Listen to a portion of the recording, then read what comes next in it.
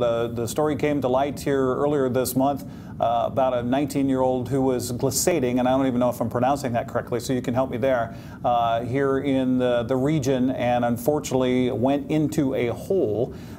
This so happens to tie into an amazing article that you wrote for the Mountaineers that talks about the same thing that happened to you, and that was in the late 90s. Is that correct?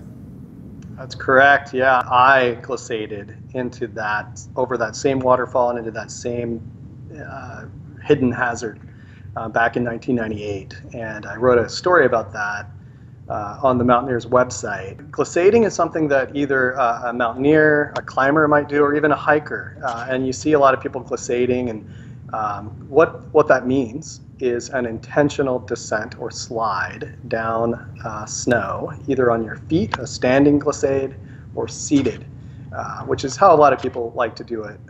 And if you're doing a sitting glissade down a snowpack, you're often following a bit of a track that maybe someone else has made, like a little luge course. And you can generate a lot of speed and go down a mountain pretty quickly. And honestly, it's fun, and there are some advantages to glissading, but there's also a lot of dangers to it. And if it's not done really thoughtfully and with the right technique, with situational awareness, then you can find yourself in a situation a lot like the one that I was in. What kind of message then do you give to others that might also find themselves in a precarious predicament like that? Great, yeah, good question, thanks. You know, my reason for sharing all this really is just that, is so that I can hopefully share some of my learning in the interest of helping others literally follow in my footsteps. And I've got a few points here that I'd like to share. The first thing I did was letting my guard down on this descent. You know, not being diligent and vigilant on the descent, and just being kind of in a complacent state of mind, I think was a huge contributing factor to me not having situational awareness. Another one is just using good technique. If you're going to be glissading, which is a valid thing to do in some situations, if you're going to be glissading, you should have your helmet on.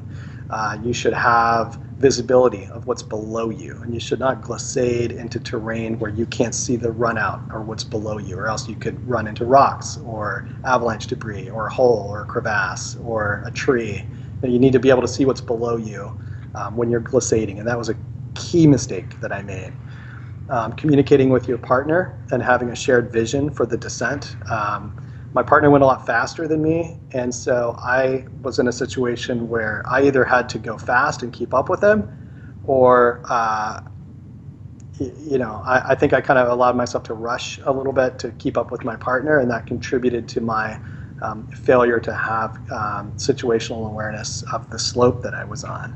You know, did my desire to get back to camp quickly and easily cloud my judgment? So really the question is, did I need to be glissading in that situation?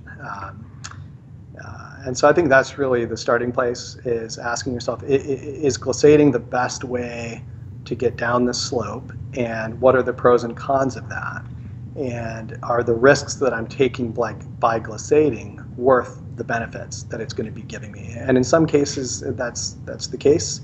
And in my case today, it almost killed me. And I think that I'm hopefully sharing these lessons that I had can be useful for other people from avoiding making some of those same mistakes.